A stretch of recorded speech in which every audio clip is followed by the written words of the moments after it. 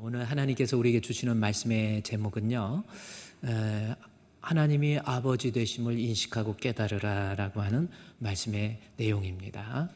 우리가 신앙생활하면서 예수님 믿는다고 하면서 하나님의 아버지 되심에 대한 인식이 없는 사람, 이것이 지금 예수님께서 말씀하시는 산상수훈을 통해서 아주 중요한 문제로 다루고 있다라는 겁니다. 내가 예수를 믿으면 하나님이 나의 아버지가 되시거든요. 그런데 하나님이 나의 아버지 되심에 대한 인식이 없다라는 것이죠. 그렇기 때문에 살아가면서 어렵고 힘든 문제, 누구에게나 있잖아요. 고난의 문제일 때 하나님이 나의 아버지 되심에 대한 인식이 없으니까 원망하고 불안해하고 답답하고 또 두려워하고 뭐 이런 모습으로 나타난다라고 하는 것. 그래서 우리 살아가면서 우리가 신앙생활하면서 하나님은 나의 아버지라고 하는 그 인식을 정확히 가지고 있어야 된다라는 겁니다. 예수를 믿는다고 하면서 하나님이 나의 아버지 되심에 대한 깨달음, 인식이 없는 이유는 뭐냐면 사실은 믿음이 없는 거예요. 그러니까 예수를 진짜 믿으면 하나님이 나의 아버지 되심에 대한 생각이, 깨달음이 분명히 있게 돼 있다라는 겁니다. 그래서 삶의 현장 속에서 나의 아버지 되신 하나님 앞에 두려운 일이 있어도 어려운 일이 있어도 하나님 앞에 그 문제 속에서 매몰되지 아니하고 오히려 하나님의 자녀답게 성공하고 승리할 수 있는 모습으로 나타난다라는 겁니다. 한번 오늘 말씀을 공부하기 전에 한번 여러분에게 제가 질문합니다. 여러분, 하나님이 여러분의 아버지 되심을 깨닫고 있습니까? 그래요. 이게 잘 안 되면 다시 묻습니다. 여러분, 예수님 믿습니까? 그러면 요한복음 1장 12절 말씀해 보면 영접하는 자 곧 그 이름을 믿는 자에게는 하나님의 자녀가 되는 권세 주는 거거든요. 영접. 그러니까 가짜로 믿는 거 말고 믿는 자 앞에 영접이라는 말로 바꿔놨잖아요. 엘라본. 그러니까 가짜로 믿는 거 말고 그냥 교회만 다니는 거 말고 진짜 예수님을 나의 구주로 영접하게 되면 자연스럽게 하나님은 나의 아버지가 되고 나는 하나님의 자녀가 되는 권세를 얻게 됩니다. 그러니까 내가 하나님이 나의 아버지라는 인식과 깨달음이 없는 이유는 예수 안 믿는 거예요. 그래서 오늘 본문의 말씀을 통해서 예수 안 믿는 그러한 모습 가지고 여러분 지금 한번 생각해 보세요. 여러분 정말 주님 만날 날이 얼마나 남았겠습니까? 사람은 한 번 죽는 것은 정하신 것이요 그 후에 심판이 있거든요. 그 심판 때에 내가 예수 믿는 믿음 없으면 여러분 지옥 갑니다. 무슨 동화 이야기 하는 게 아니에요. 예수 믿어야 되거든요. 사람으로 태어나서는 반드시 예수 믿어야 되는데 예수 믿는 믿음이 습관적이고 하나님이 인정하지 않는 가짜 믿음을 가지면서 자기 자신이 믿음 있는 것으로 착각한단 말이에요. 이거 빨리 발견해서 여러분의 목숨이 붙어 있을 때 하나님이 나의 아버지 되심, 우리 예수님이 나의 구주 되심을 확고하게 믿음으로 여러분의 삶을 통해서 하나님이 더해주는 역사, 그러한 역사가 임하기를 우리 주님의 이름으로 축원드립니다. 그래서 오늘 마태복음 6장 33절에 나와 있는 말씀이거든요. 마태복음 6장 33절에 우리가 잘 아는 그런즉 너희는 먼저 그의 나라와 의를 구하라.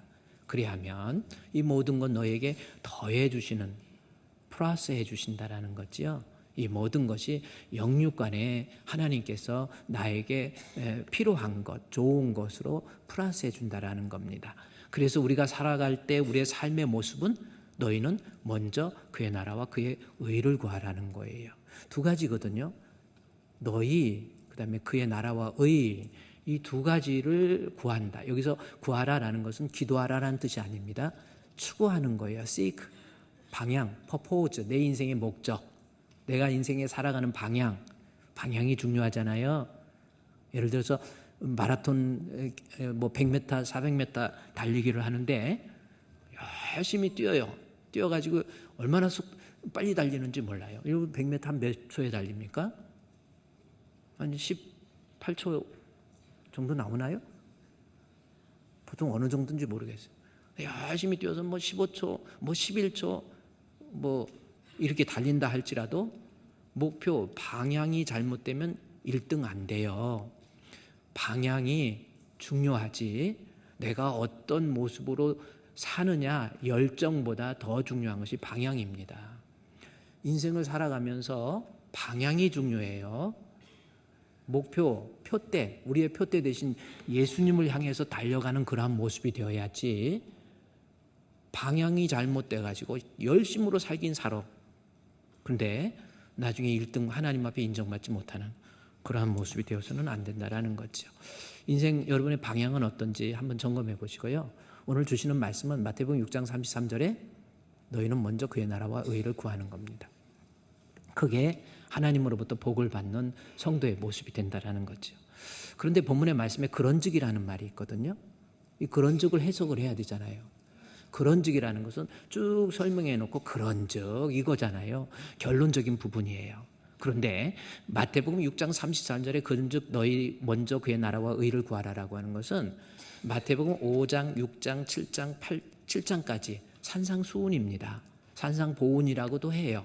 예수님께서 직접 전해주신 하나님의 말씀, 복음의 내용이 무엇인가를 압축해서 마태복음 5장, 6장, 7장에서 설명하고 있는 내용이에요. 그래서 산에 오른다라고 하는 거예요. 일부러 산도 아닌데 산이라고 표현하는, 그냥 언덕이거든요. 갈릴리 바닷가의 언덕인데 마태복음 5장 1절에 예수님께서 산에 오르사 산으로 표현하고 있다라는 겁니다. 산상수훈이 5장, 6장, 7장인데 예수께서 무리를 보시고 산에 올라가. 산은 무슨 산 아니에요. 그냥 언덕이에요. 근데 산으로 쓴 이유가 있습니다. 이것은 저 단어 하나를 통해서 우리 예수님께서 원하는 게 뭡니까? 구약에서 율법을 받았던 신의 산을 떠오르게 만들었던 거예요. 그래서 구약의 율법, 구약 성경의 전체의 요약이잖아요. 그 구약 성경의 전체의 요약, 구약의 율법을 우리 예수님께서 그래서 산상수훈을 구약의 신의 산 대신에 신약의 신의 산이라고 하는 거예요. 다시 말해서 구약의 율법적인 것이 신약의 예수 그리스도에 의해서 복음적으로 바뀌고 있다라고 하는 것을 이야기하는 겁니다.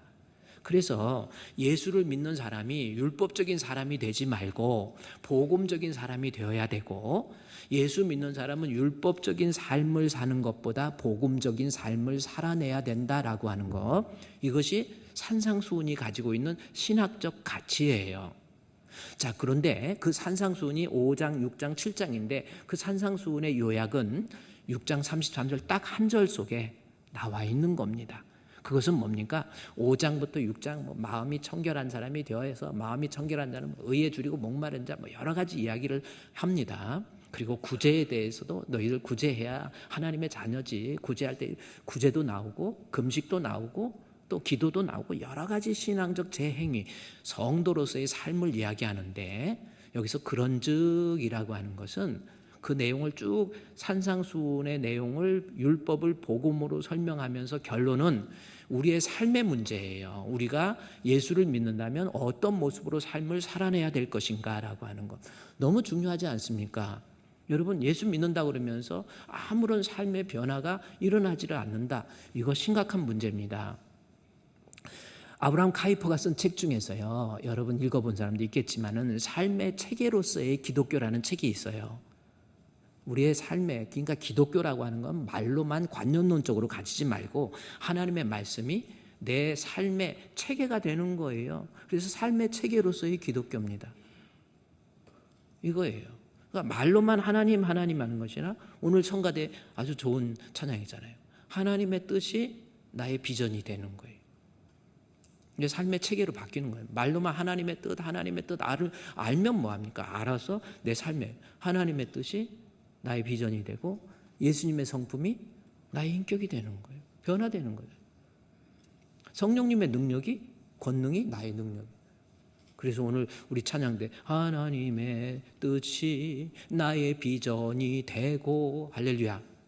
예수님의 성품이 나의 인격이 되고. 왜 할렐루야? 예수님의 성품이 나의 성격. 그래서 예수 믿으면 삶의 체계가 되는 거예요. 하나님 말씀이. 그래서 내 살아가는 모습이 예수님의 성품, 그래서 주님의 마음이 내 모습을 통해서 점점 우러나오는 거예요. 온유하고 겸손한 마음, 이런 것도 우러나오고.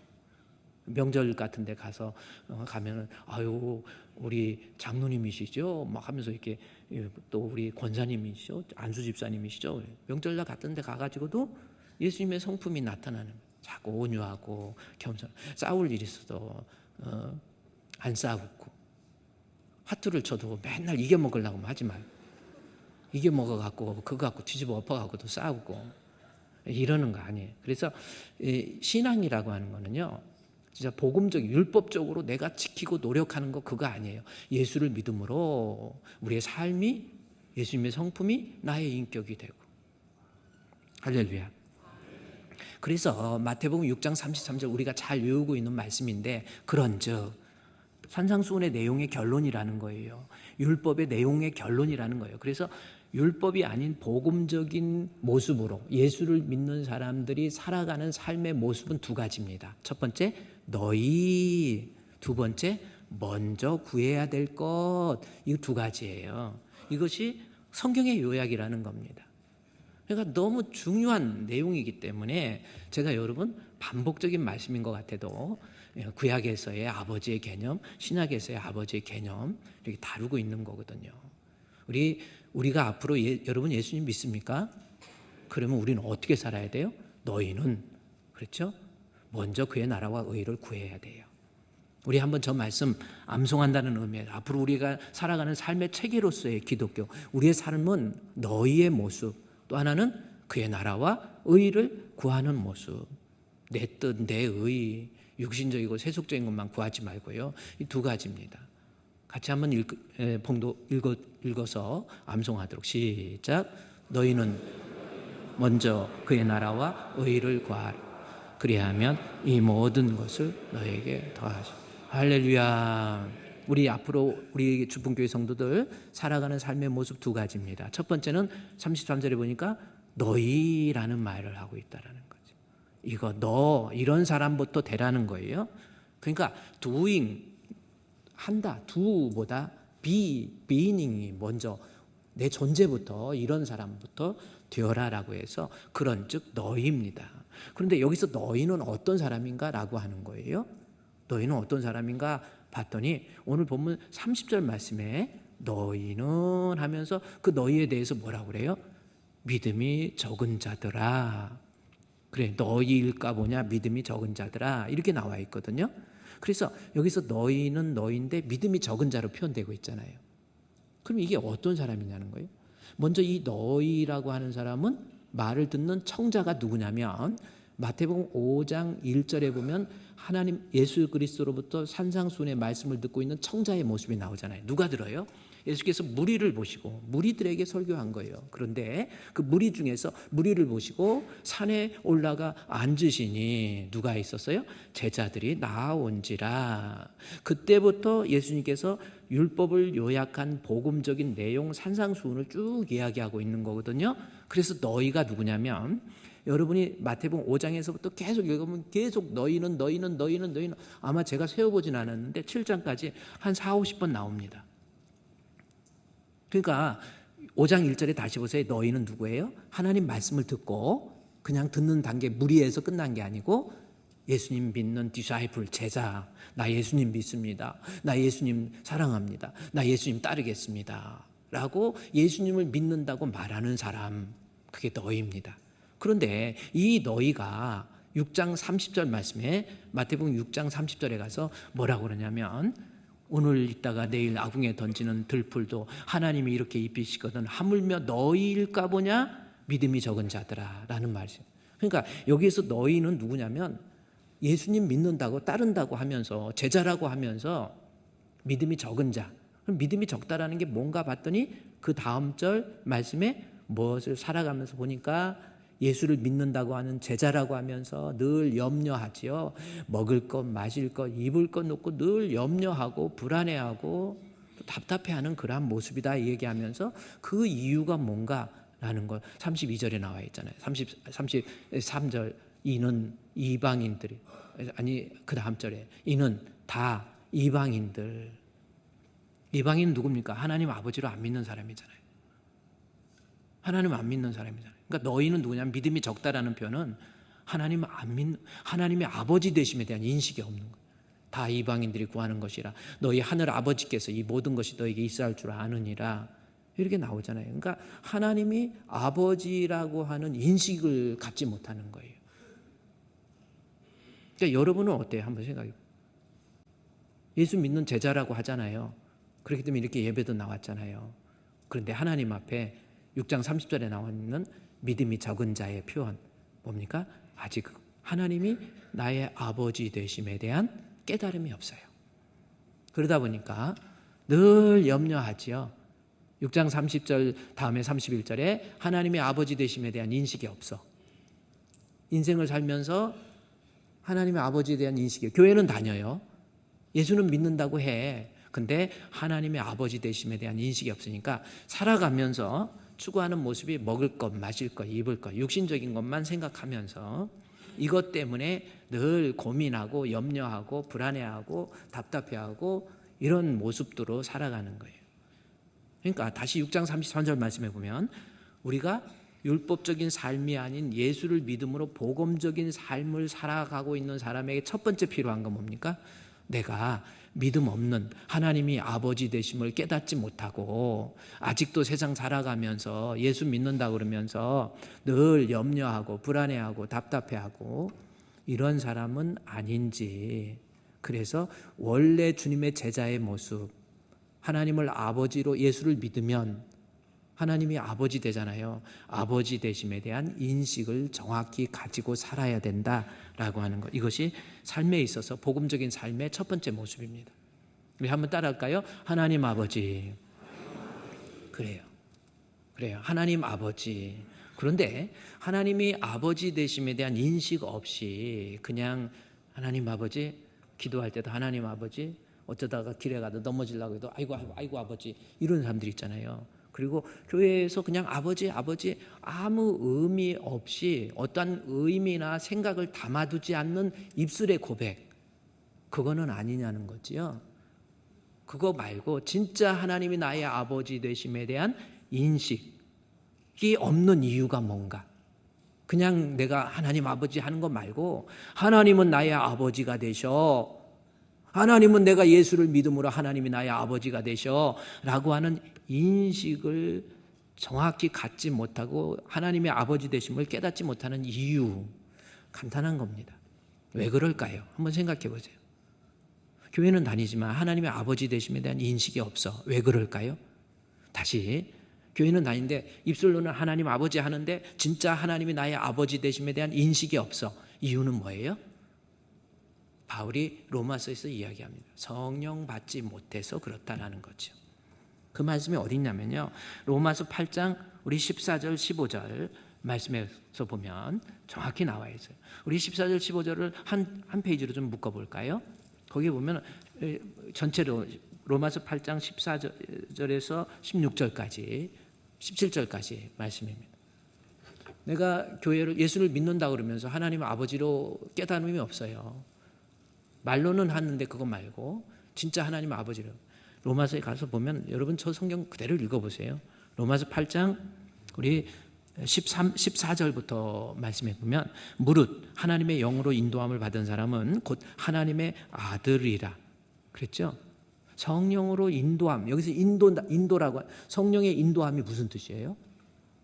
성령에 이끌린다라는 거죠. 다른 언어로 표현하면 성령 충만이에요. 내가 교회를 다니면서 성령이 충만한 사람, 성령의 이끌림을 받는 사람, 성령의 인도하심을 받는 사람은 하나님의 아들이라는 거죠. 하나님이, 우리가 아들이면 하나님은 누구예요? 아버지가 되는 거예요. 그래서 성령 받지 못하니까 하나님이 아버지 되심에 대한 인식이 없다라는 거죠. 그 다음에 보세요. 성령으로 인도함을 받으면 하나님의 아버지, 하나님의 아들이다, 이 말씀이 나옵니다. 15절 말씀에서 뭐라고 그래요? 너희가 다시 무소하는 종의 영을 받지 아니하고 양자의 영, 성령이잖아요. 성령 받았으므로 우리가 하나님을 뭐라고 그래요? 보세요. 우리가 하나님 앞에, 교회는 그냥 몸만 왔다 갔다 하는 것 말고 진짜 성령 받으면 하나님을 아빠, 아버지, 아버지인데 아빠라고 하는 말이 있죠. 이건 어떤 의미예요? 아빠, 아버지 무슨 뜻입니까? 그냥 아버지라고 하지 왜 아빠, 아버지라고 그랬어요? 아버지라고 성령 받으면 하나님의 아버지 되심에 대한 깨달음이 있다라는 건데 아빠는 뭡니까? 아기들이 본능적으로 아버지를 보는 순간 예를 들어서 여러분 여러분의 아들이 있는데 딸이 있는데 초등학교 한 2학년 3학년만 됐는데 아버지를 딱 보더니 잠깐만 기다려봐. 우리 아버지인지 아닌지 좀 생각 좀 해보고 잠깐만 기다려봐. 해가지고 아버지 맞네. 아버지 그렇게 합니까? 아예 본능적 그냥 안에서 그냥 있는 게 그대로 튀어나오는 거예요. 그게 아빠라는 고백입니다. 성령 받으면 그렇다라는 거예요. 다시 로마서 8장에 보세요. 여러분 이 땅에 살면서 교회 다니면서 성령 못 받고 성령 충만하지 않은 거 이거 정말 무서운 거예요. 그래서 성령 받으면 하나님을 아빠라고 부르짖어요. 여기서 부르짖는다라는 게 무슨 뜻이에요? 부르짖는다. 근데 하나님을 아빠, 아버지라고 하느라 말한다 이렇게 하면 되는데 부르짖는다라는 표현이 뭡니까? 하나님을 아빠, 아버지 부르짖는다. 부르짖는다, 클라우조맨이라고 하는 단어인데 여기 나와 있죠. 본능적으로 여기 부르짖는다, 클라조맨이라고 하는 겁니다. 클라조맨. 이것도 한글로 써주면 좋은데 여러분 이거 클라조맨이라고 하는 겁니다. 클라조맨이라는 것은 클라조라는 것은 무슨 뜻이냐면요, 이 두 가지 단어의 합성어예요. 이 클라조맨이라고 하는 것은 본능적, 그러니까 내가 그러니까 뭐냐면 아기가 아버지를 향해서 제가 아까 아버지 이야기인데 클라조맨이라는 건 본능적으로 여기 나오죠. 습관이 아닌 본능적인 외침이라고 하는. 그래서 아빠라는, 그러니까 성령 받으면 아버지 되심을 내가 깨닫는데 그 아버지 되심의 깨달음이 뭐냐면 그냥 자기도 모르게 하나님 아버지 이렇게 쓰는 것 말고 내 안에서 습관적으로 하는 것 말고 진짜 하나님의 아버지 되심에 대한 인식을 가지고 하나님을 향해서 아버지, 그게 성령 받은 사람이 가능한 거예요. 여러분 한번 생각해 보세요. 내 호흡이 있을 때, 내 심장이 뛸 때 내가 진짜 하나님 앞에 예수를 믿으면 하나님의 아버지가 된다고 그러는데 예수 믿는 믿음이 있는지 점검해 보라니까요. 하나님을 향해서 아버지라는 고백, 이게 제대로 나오냐는 거예요. 안 나올 수가 없다라는 겁니다. 다시 묶어서 보면요, 로마서 8장 15절에서 하나님을 향해서 아빠, 아버지라고 본능적으로 안에 있는 것이 고백이 되어서 나온다라는 겁니다. 이유는 뭡니까? 16절에 성령이 우리 성령께서 우리가 하나님의 자녀인 것을 뭐예요? 증언해 주신다. 성령께서 우리가 하나님의 자녀인 것을 증언해 주신다라는 겁니다. 그러니까 이 말은 뭐예요? 내 안에 성령이 들어오면은 여기서 증언이라는 것이 원래 증인이라는 것이 마르투스라는 거거든요. 순교, 말하는 거예요. 순교, 목숨 걸치고 말하는 게 마르투스입니다. 근데 앞에 쉼이라고 하는 단어가 쉼마르투스라고 하는, 쉼마르트레오라고 하는 어미의 변화를 일으키지. 두 가지. 쉼은 무슨 뜻이냐면 영어로 SYM 하면요, 함께라는 거예요. 그러니까 내가 성령이 받으면 성령이 함께 내 안에 계셔서 나로 하여금 우리 예수를 믿는 사람에게는 하나님이 아버지 되심에 대해서 말을 해줘요. 계속. 그것이 요한복음 14장, 15장, 16장에 나오잖아요. 그가 보혜사 성령, 그가 와서 의에 대해서, 그 다음에 의에 대해서, 죄에 대해서, 의에 대해서, 심판에 대해서 자꾸 성령. 그러니까 성령이 우리 안에 오시면 내가 하나님 앞에 너 그러면 되겠어? 너 그렇게 죄지면 툭하면 예배 빠지면 그게 되겠어? 너 그런 거 아니야. 죄에 대해서 자꾸 책망을 해요. 의라고 하는 건 뭐냐면 저스티스라고 하는 건 자기 주장. 선악과 따먹는 거잖아요. 선악과가 무슨 과일이 아니고 내 판단에 의해서 이거는 선이고 이것은 악이다. 그게 선악과잖아요. 의라고 하는 것, 판단의 기준이 하나님이 아니고 생명을 주는 생명나무 말씀이 아니고 내 자신이 판단을 해가지고, 그래서 저 사람을 정죄, 저거 나쁜 거, 저 사람은 나쁜 사람, 저건 죽어야 될 사람, 저거는 그냥 죽으면 안 돼, 한 5년 앓다가 죽어야 돼, 저거는 5년으로 안 돼, 한 10년을 앓다가 죽어야 돼. 이런 사람 아주 그 말이 어디서 나왔는지. 제가 예비군 훈련 옛날에 받을 때 예비군 그때 지금이야 잘 받지만 그때는 그냥 술렁술렁 하니만요. 예비군 교관이 쟤는 한 5년 앓다가 죽어야 돼. 그리고 나중에 쟤는 한 10년 이쪽에서 미안해. 20년 앓다가 죽어야 돼. 그게 일종의 자기 의예요. 자기 판단입니다. 그만한 사정이 있지 않겠습니까? 그래요. 어느 목사님이 예배 드릴 때, 설교할 때 앞자리에 계시는데 모자를 쓰고 예배를 드리고, 그래서 아유 참 저 사람이 왜 그래, 아유 좀 예배 시간에 왜 모자를 썼냐 이제 이랬대요. 뭐 여기 지금 뭐 모자 쓴 사람도 계시겠지만은, 그래가지고 나중에는 하도 이게 거스리더라는 거야. 그래서 목사님이 아유 집사님이 아유 교회 나오신 지는 얼마 안 된 것 같은데 왜 모자 쓰고 계시냐고. 그런데 나중에 알고 봤더니 암 수술을 하고 항암을 해가지고 머리가 다 빠져서 모자를 쓰고 계시더라는 거예요. 목사님이 그 말씀 듣고 아 내가 선악과 따먹었네, 내 판단, 내 의 이거 아니구나 생각을 했다라는 겁니다. 성령이 내게 임하시면 우리가 인생을 판단할 때도요, 사람을 정죄할 때도 함부로 정죄하지 않아요. 아 이거는 아니지, 저건 아니지, 이거 아닙니다. 다 그만한 이유가 있겠지. 어떤 사람은 교회에서 막 봉사하고 일하면서도 얼마나 힘들어요. 막 500명, 600명이 식사를 하는데 얼마나 힘들겠습니까? 그래도 우리 교회 성도들은 막 기쁨으로 잘해요. 우리 특히 남전도회가 너무 잘해가지고, 그 중에서도 미안한데 또 말해서 미안한데 오남전도회가 너무 잘해가지고, 그래서 여전도회에서 이제 뭐 이렇게 반찬 같은 거 저기 하면은 설거지는 남전도회에서 하는데, 설거지뿐만 아니라 큰 국그릇 있잖아요. 큰 국 쟁반 뭐라 그래요? 국솥도 가서 막 이렇게 씻고 남전도하고 막 쓰레기 하수도에서 비하고 다 하는데, 그게 거의 모든 남전도회 잘하지만 그 중에서 오남전도회가 최고라고.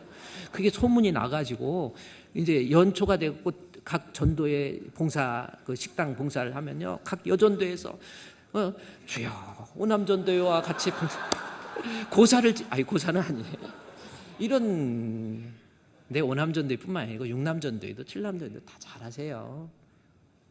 근데 우리가요 하나님 앞에 정말 예수를 믿는 믿음을 가지고 있으면 하나님이 나의 아버지 되심에 대한 깨달음, 인식, 이게 정확히 있는 거거든요. 그래서 증언에 말을 해주죠. 너 그렇게 그래 봉사할 때도 어떤 사람은 막 판단하잖아. 내가 이렇게 열심히 하는데 왜 저 사람 누구는 안 나왔지? 김 집사 그거는 왜 안 나왔어? 아우 막. 근데요 여러분 그러지 마세요. 나는 하나님 바라보고 그냥 봉사하세요. 이것이 다 여러분에게 복입니다. 여러분의 몫이 하나님 앞에 얼마나 큰 축복인데, 그래 그 사람 못 나왔을 때는 못 나온 이유가 다 있어. 여러분에게 다 말 못해서 그렇지. 그래서 못 나오시면 정죄하지 마시고 아 그만한 사정이 있겠네, 그만한 이유가 있겠네, 이렇게 저는 그래요. 옛날에는 막 예배 출석 누구 안 해도 저것은 진짜 나쁜 거네. 어떻게 오전 예배만 드리고 오후 예배는 안 드리고 도망가. 저건 믿음이 없어. 이건 내가 선악과 따먹은 거더라고요. 성령 받으면요 의에 대해서 아니야, 그만한 사정이 있어. 성령께서 의에 대해서, 죄에 대해서, 의에 대해서, 심판에 대해서 엘레게인 귀에다 말해준다는 거. 자꾸 감화 감동 역사라는 거잖아요. 성령을 소멸하지 말고 예언을 멸시치 말며, 우리는요 하나님 앞에 성령 받으면 이 사람이 죄에 대해서 의에 대해서 나를 책망하다가 나를 나중에는 요한복음 16장 6, 8절인가 9절 10절 11절인가요 모든 진리 예수께로 인도해요. 그래서 성령 진짜 받으면 예수님 믿는 믿음의 사람으로 만들어버려요. 그래요. 로마서 8장 14절부터 다시 보세요. 이게 성령이 그만큼 중요한 거예요. 내가 하나님 앞에서 성령을 로마서 8장 14절부터 쭉 한 장짜리로 보면, 무릇 하나님의 영으로 인도함을 받게 되면, 성령이 있으면 하나님의 아들이에요. 그러니까 이 말을 바꿔 얘기하면 성령 없이 하나님의 아들 안 돼요. 왜 그렇습니까? 고린도전서 12장 3절에 나와 있어요. 교회는 다니지만 성령 없이 하나님의 아들 안 됩니다. 왜 그래요? 고린도전서 12장 3절로 바꿔주시면 어떤 내용이 있습니까? 누구든지 그리스도의 영이 없으면 예수를 주라 시인 못해요. 성령 아니면 예수를 주라고 고백 못합니다. 그러면 성령 받지 못하고 예수님을 주여 예수님 그렇게 말하는 이유는 뭐예요? 예수님에 대한 믿음 때문에 나온 것이 아니고 예수를 저주할 자라 하지 않는다, 이 말씀이에요. 그러니까 예수를 저주할 자, 그러면 저걸 또 어떻게 해석하냐면 성령 받으면 예수님은 저주받았어, 십자가에 못 박혀 죽였어, 아주 나빠. 그런 의미 아닙니다. 아나테마라고 하는 헬라어인데 예수님에 대한 인식이 십자가에 못 박혀 죽었다라고 하는 그러한 인식만 가지고 있다라는 뜻이에요. 성령 받지 못한 사람은 교회를 다니지만 예수를 믿는다고 말은 하는데 예수님이 나를 위해서 십자가에 못 박혀 죽으시고 3일 만에 부활하시고 승천하셔서 하나님 보좌 우편에 알기는 다 알아. 그게 아나테마의 신앙입니다.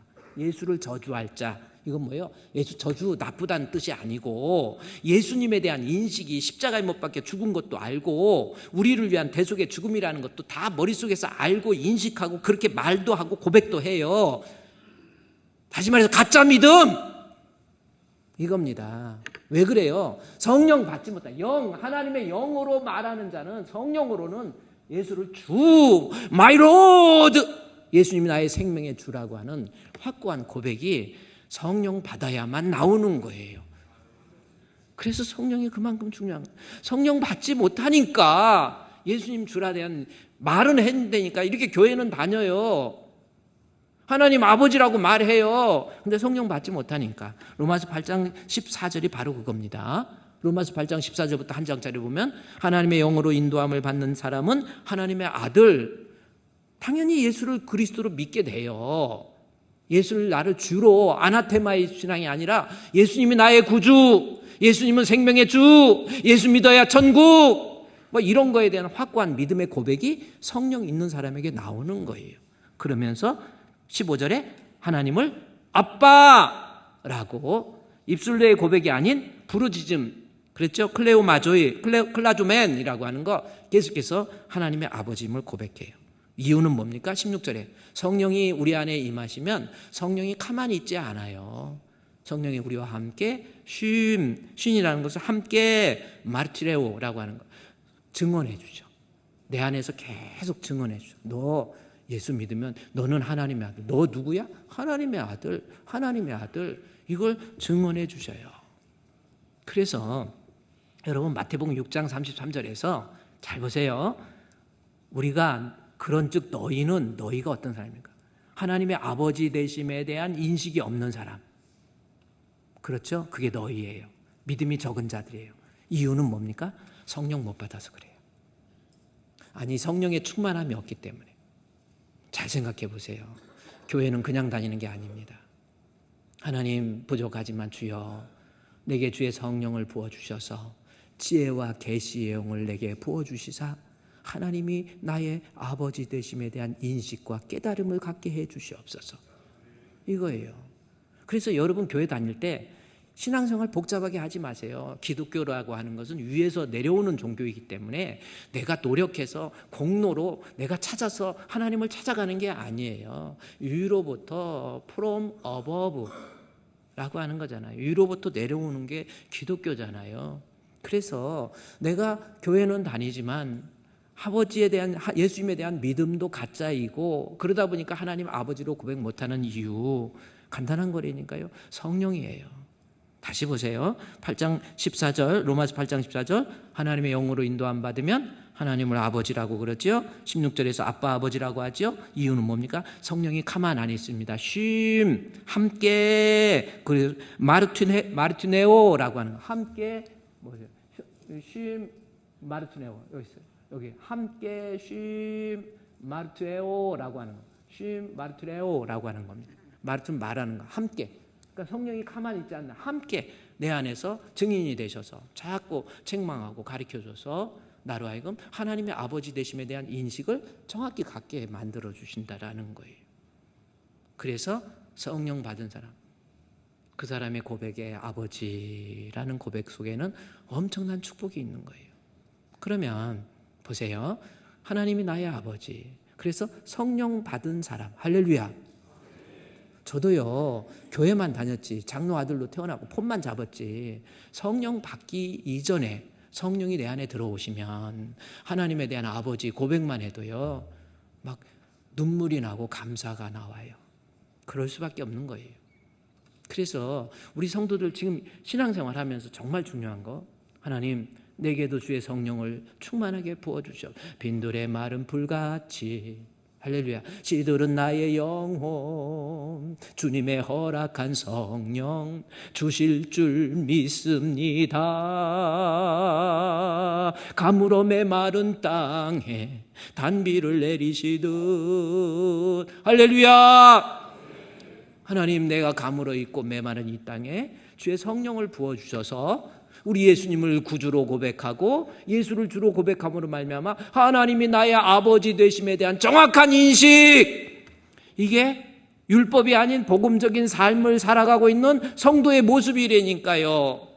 예수 믿는 사람의 모습, 나 자신의 아이덴티티를 발견해서 내가 하나님 아버지 되심에 대한 정확한 인식, 그것을 성령을 통해서 받아야 된다라는 겁니다.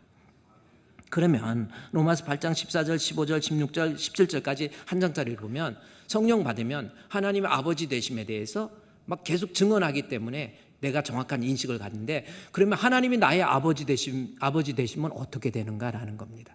자녀이면 17절 상속자가 돼요. 상속자. 그럼 상속자라고 하는 것이 헬라어로 뭔가 봤더니 두 가지 의미의 합성어입니다. 여기 클레로라고 하는, 클레로노모스라고 하는 겁니다. 그리고 클레로라고 하는 것은 내게 할당된 목, 자식이면 나에게 할당된 목이 있잖아요. 삼성의 이재용 회장의 아버지가 누구죠? 이건희 삼성 회장이니까 아들이면 아들로서 받을 할당 몫이 있잖아요. 옛날에는 막 큰아들한테는 더 주고 딸한테는 덜 주고 했는데 요즘은 그런 게 없습니다. 그냥 정확하게 그냥 1:1:1. 아내는 좀 다르더라고요. 어쨌든 할당된 목. 하나님이 나의 아버지. 그러면요, 그냥 아버지라는 고백이 가지고 있는 신약적 의미, 율법이 아닌 복음적, 율법적인 의미는 신명기 32장에 나와 있고, 신약적인 의미는 하나님이 나의 아버지가 되시면 주어지는 의미가 다시 지우지 말고 상속자예요. 상속자, 내 몫을 내가 갖게 되는 거예요. 그러면 상속자가 되면은 하나님으로부터 뭘 상속받는지 이것도 궁금하잖아요. 하나님 앞에 돈을 받으면 뭘 받습니까? 상속자이면, 내가 아버지, 하나님 나의 아버지면 내가 상속자가 되는데 뭘 받아요? 아니, 그거는 어느 정도 알고 있어야지. 하나님 뭘 주십니까? 내가 하나님의 아버지가 됐을 때 내가 받게 될 몫이 뭡니까? 이것에 대해서, 이 몫에 대해서 로마서 8장 뒤로 가서요 31절 32절에 나와 있어요. 상속자가 받게 될 하나님 앞에서의 몫이 나와 있습니다. 여기 로마서 8장 31절 32절 말씀해 보면, 그런즉 이 일에 대해서 우리가 무슨 말 하리요? 하나님이 우리를 위하시면, 이 상속자의 개념은 하나님이 혹은 폼이 나를 위해 주신다라는 표현으로 아주 광의의 의미를 사용하고 있더라고요. 상속자가 뭐냐면 하나님 나 위해 주신다라는 겁니다. 그러면서 32절에 보면 구체적으로 하나님이 나의 아버지가 되면 자기 아들을 아끼지 아니하시고 우리 모든 사람을 위해서 내어주신 이가 어찌 그 아들과 함께, 상속의 내용이 뭐예요? 모든 것이라고 표현되고 있어요. 이렇게 표현합니다. 아들과 함께 모든 것, 판타, 모든 것이 뭐냐면 all, everything, 모든 것. 하나님이 나에게, 그러니까 하나님이 내게 아버지가 되실 때 하나님으로부터 받게 될 상속물이 뭐냐면 모든 것이라는 표현이 있어요. 모든 걸 주신다라는 것. 하나님 뭘 주세요? 본문에서는 나를 위해 주시는데 위하시는 내용이 모든 거라는 표현입니다. 그럼 모든 것이 뭐예요? 뭐가 모든 것이 됩니까? 그래서 이 말씀의 모든 것이 뭐냐면 8장 여기 28절 말씀부터 두 가지가 나와 있더라고요.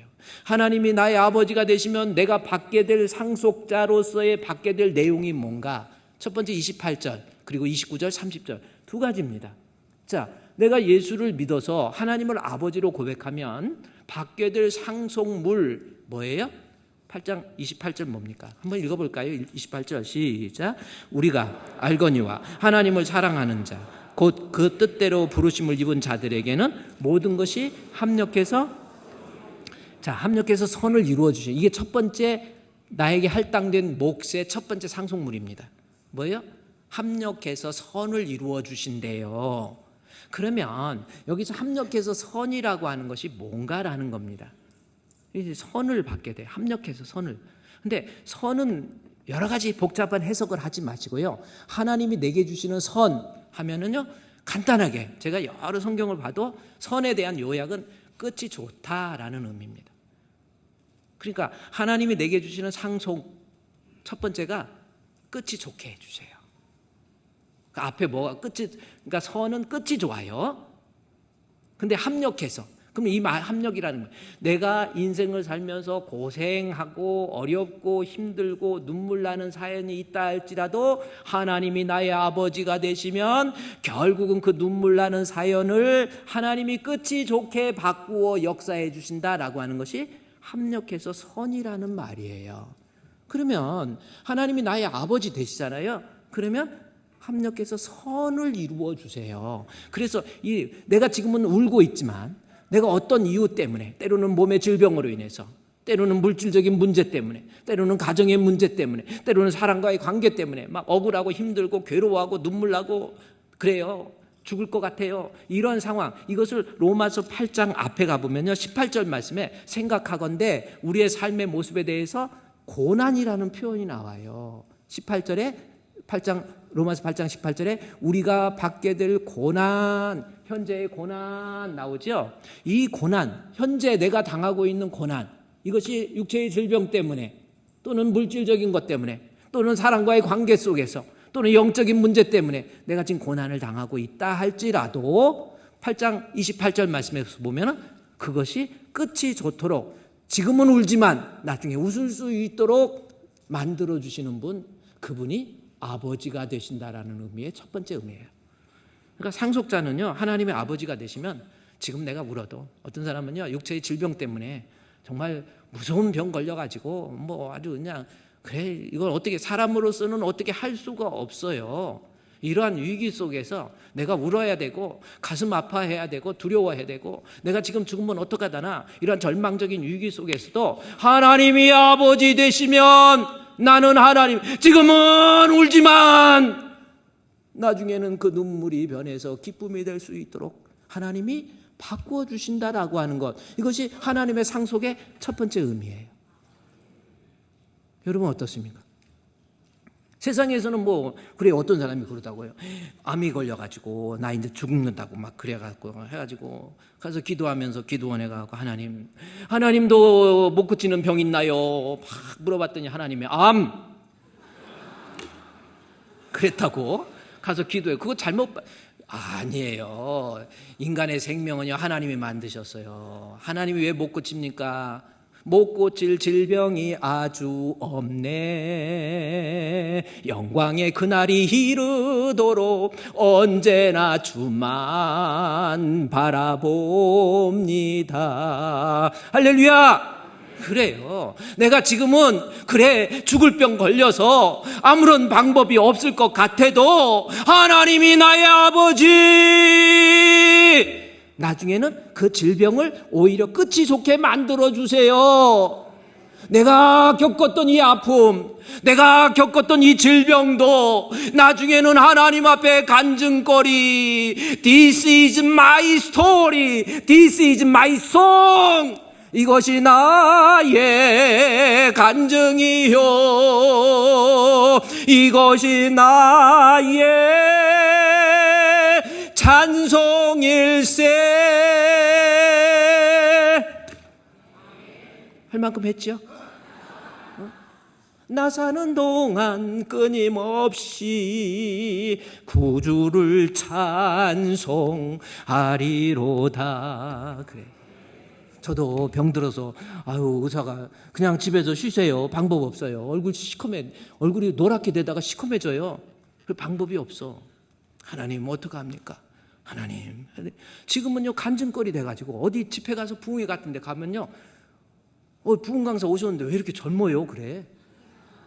아니 나 그런 자꾸 인물에 대해서 이야기하면 자꾸 듣기 싫어. 너무 막 목사님 이렇게 젊어, 아직도 염색하셨어요? 안 했는데. 그럼 그래요. 머리 이거 가발 아니에요? 아니야, 나 가발 아니야, 그냥 이렇게 한 거야. 그래, 지금은 병들어서 진짜 하나님 앞에 합력해서 선을 이뤄서 나중에 하나님이 이것을 간증거리로 만들어 주시고, 이게 하나님, 내가 상속자로서 선을 받게 된다라고 하는 첫 번째 의미예요. 죽을 위기에 처했지만 하나님이 나를 감독자로, 나를 간증할 수 있는 사람으로 선을 만들어 주시고, 그게 로마서 8장 29절에 있는 말씀의 내용입니다. 그래서 8장 28절에 합력해서 선을 이룰 수 있도록. 때는요, 물질적으로도 정말 힘들어서 어떡하지, 나이는 들었는데 이제 나 어떻게 사나, 막 죽을 것 같아, 큰일 났어. 뭐 돈 없을 때 남의 돈 100만 원 꾸는 거 쉬운 건 줄 아세요? 막 형제들 간에도 돈 100만 원, 200만 원 때문에 막 사람 죽이고 칼로 막 져서버리고 막 이랬어요. 사람이 그래요. 그래, 나는 큰일 났어요. 그러나 하나님이 나의 아버지가 되시면 합력해서 끝을 좋게 해주실 줄로 믿습니다.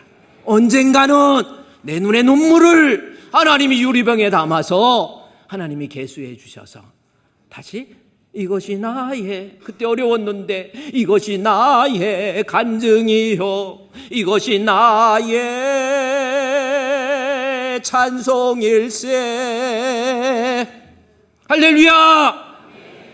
그래서 하나님 아버지 되심에 대한, 아버지 되심에 대한 인식이 없으니까 힘들다고, 나 가난하다고, 나 죽을 병 걸렸다고 막 염려하고 근심하고 두려워하고 원망하고 불평하고 짜증내고 집어던지고 난리 나는 거 아닙니까? 상속자예요. 우리는 하나님의 아들, 우리는 하나님의 딸. 지금 고난이 있어도, 지금 울어도 그래요. 정신적인 것도 마찬가지예요. 막 불안하고 막 남편이 원망스럽고 짜증나고 왜 저런데 하고 막 괴롭고 그래서 막 그것 때문에, 사람과의 관계 때문에 막 눈물 흘리고 이래도요, 하나님이 아버지 되심을 믿으면 아버지께서는 나의 정신적인 것까지도 뼈아픈 눈물을 흘릴 때와, 아멘, 쓰라린 마음으로 탄식할 때, 할렐루야, 그때도 주께서 같이 하사 언제나 나와 함께 계시네. 언제나 주는 날 사랑하사 언제나 새 생명 주시나니 영광의 그날이 이르도록 언제나 주만 바라봅니다. 내가요 지금 막 힘들고 사람과의 관계 속에서도 억울해가지고 힘들어. 이것도 나중에는요, 하나님이 나의 아버지가 되시면요, 이 방법 저 방법, 이 사람 저 사람을 통해서 내가 이것 때문에 울었잖아요. 뼈아픈 눈물 흘렸잖아요. 쓰라린 마음으로도 탄식했잖아요. 그러나 하나님이 나의 아버지가 되시면 언제나 주는 날 사랑하사 언제나 새 생명 주시나니 영광의 그날이 이르도록 언제나 주만 바라봅니다. 그래서 로마서 8장 28절부터요. 거기 보세요. 8장 28절부터 30절까지. 8장 28절에서는 하나님께서 끝을 좋게 만들어 주신다라는 것. 이것이 하나님의 아버지가 됐을 때 우리에게 주어지는 첫 번째 상속물이에요. 여러분 예수님 믿습니까? 하나님이 나의 아버지세요. 아멘. 이방인들처럼 염려하고 근심할 게 아니라 지금은 내가 울어도, 지금은 내가 고난 가운데 있어도, 지금은 내가 절망적인 환경이라 할지라도 하나님이 내 삶에 개입하셔서, 아버지 되신 우리 아버지가 개입하셔서 그거 다 합력해서 선을 이루어 주시는 하나님, 이게입니다. 그 다음에 두 번째 했더니 벌써 인상이 달라져서, 두 번째는요 29절에 30절이야. 지우지 마. 아무리 저게도 29절에서 30절. 하나님이 나의 아버지가 되시면 또 미리 정하신 그들을 부르시고, 부르신 그들을 의롭다 하시고, 의롭다 하신 그들을 영화롭게. 이게 뭡니까? 하나님이 나의 아버지가 되시면 나를 불러서 선택해놓고 끝나는 게 아니에요. 계속해서 하나님이 간섭해 주시고, 계속해서 하나님이 역사해 주시고, 계속해서 내 마음을 감동해 주셔서 나로 하여금 영화의 단계, 하나님의 아버지가 되시면 나를 책임지신다라는 영적인 책임이에요.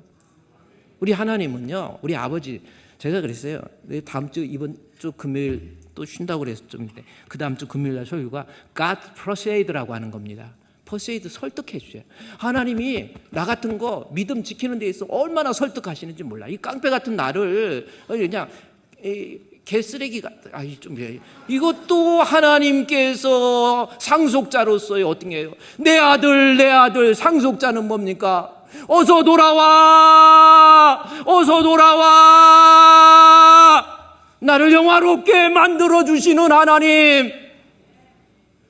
God persuade, 하나님의 설득이에요. 이것이 두 번째 상속물 두 가지입니다. 오늘 배운 것 첫 번째 상속물이 뭡니까? 끝을 좋게 해주세요. 할렐루야. 절망하지 마세요. 낙심하지 마세요. 이것이 복음적 삶의 모습입니다. 나의 미래는 하나님의 아버지 되셔서 끝을 더 복되게, 끝을 영화롭게, 끝을 승리할 수 있도록 만들어주시는 우리 하나님. 기도하겠습니다. 하나님.